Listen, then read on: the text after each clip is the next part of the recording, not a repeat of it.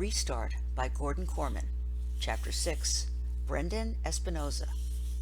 A prophet is not without honor, but in his own country and among his own kin, and in his own house. That's a quote from the Bible, King James Version. It turns out that this applies to YouTubers as well. Here I am ready to shoot the greatest video in the history of humanity, and I can't get anybody to help me. Come on, you guys, I plead with my fellow vidiots, members of the Hiawassee Middle School's video club. You can't all have dentist appointments. It's against the laws of probability. All right, you got me, admits Hugo Verberg, raising his hands in surrender. I don't have a dentist appointment. The reason I won't help you is because you're completely out of your mind.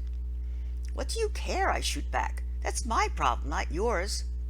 I'm not asking you to do the hard part. I just need someone to be my wingman. Shoshana, you'll help me, right? Not in a million years, is her reply. You're going to get yourself in trouble.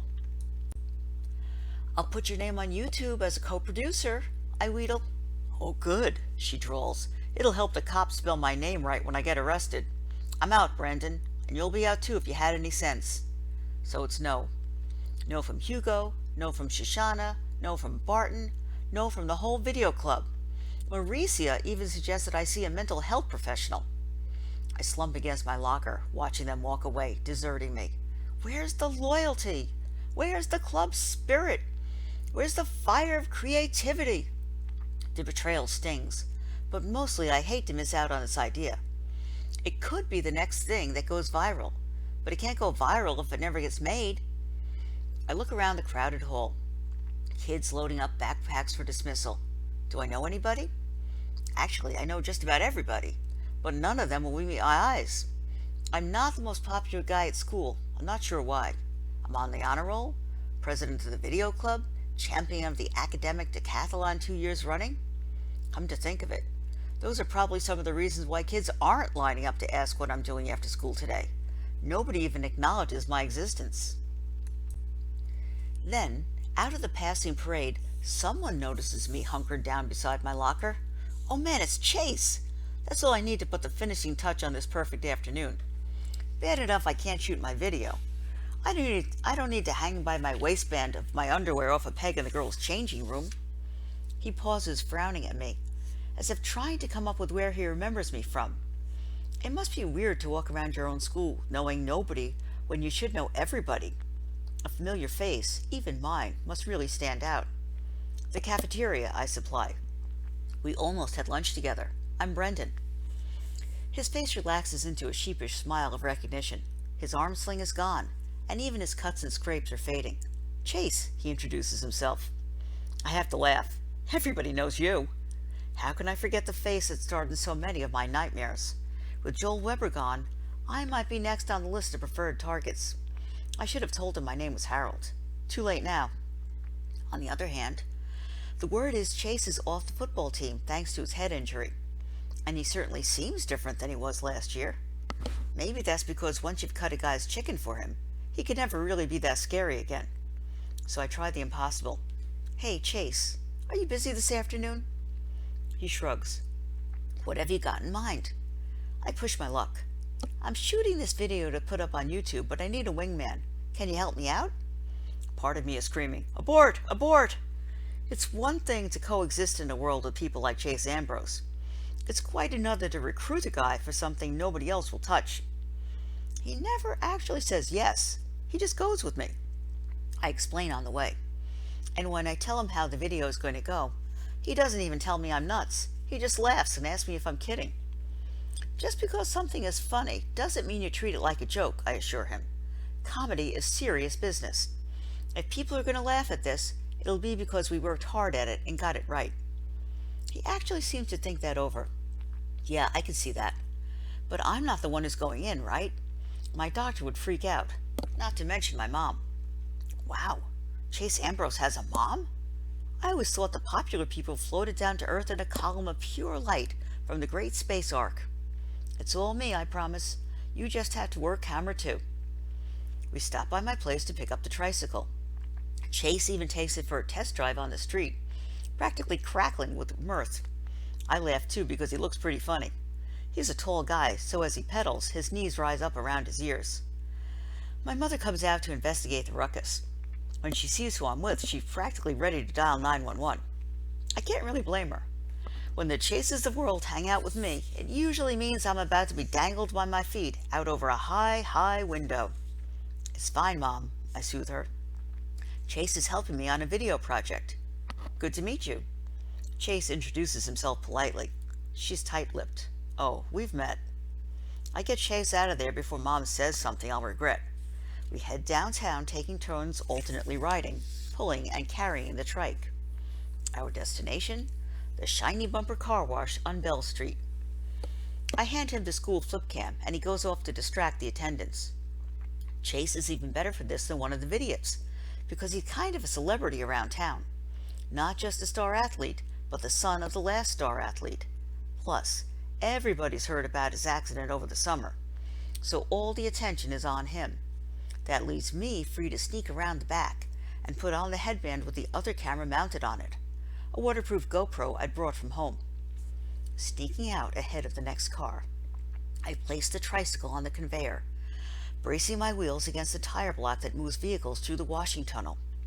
Then I sit down in the trike, reach up to the camera, and hit record. My heart is pounding and I'm tense with anticipation. This is it, the moment of truth. The conveyor pushes me and the first blast of water hits. It's all I can do to keep from screaming. It's ice cold. Considering the research and planning I did to get ready for this stunt, it never occurred to me that they'd use cold water in a car wash. I take hot showers. Why wouldn't cars? The frigid blast has my heart beating so fast it's practically popping out of the top of my head. I try to tell myself to get used to it, but it's not possible. I'm hyperventilating to the point where I can't get any air in. Just when I'm about to pass out and topple off the trike, the water stops.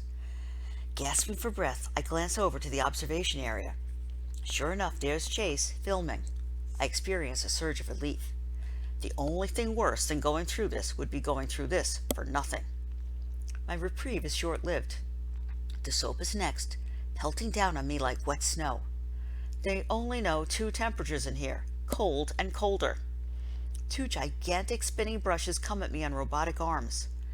I'm vaguely aware that my glasses are gone. That's not important, though.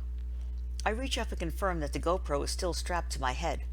Out of the corner of my eye, which stings now from the suds, I see that Chase is still following along. He's hysterical with laughter, but the camera's steady in his hands, and that's the main thing. The rinse cycle is next. More hyperventilating, followed by a blast of wind that threatens to hurl me off the tricycle. Actually, it's great. It's the dryer and it's hot. Even better, it means I'm coming to the end. There should be light at the end of the tunnel, but I cannot make out much. I lost my glasses when the brushes did their thing. When the door lifts, I pedal out of there, nearly running over Chase. He never stops filming, not even when the manager turns off the machinery and comes to chew us out. "Very stupid, Ambrose," he yells. "Is this your idea of a joke? You could have gotten killed, you know. This isn't the first time you put people in danger in this town. I'm surprised you didn't have a few cherry bombs left over. I'm calling the cops." "It isn't Chase's fault," I manage to croak. "It's mine." I have very little strength left, but I have to speak up. "The whole thing was my idea. It's my video project. I talked Chase into helping me." "Brendan?" The manager squints at me. I guess I'm not that easy to recognize, soaking wet and half dead, and my skin all slimy. But I think I got a wax treatment in there somewhere. "Is that you? Why would you do such a crazy thing?" "I'm the president of the video club at Hiawatha Middle," I supply. Adults are always cut you more slack if they think something is a project for school. It does the trick, especially when I promise to put an ad for the shiny bumper on the club's yearbook page. Sure, I get yelled at, but at least no one is talking about calling the cops anymore. The manager even sends one of his employees into the mechanism to rescue my glasses, which are undamaged except for a small crack in the right lens. We head back to my place. I'm riding the trike, mostly because I'm too weak to stand.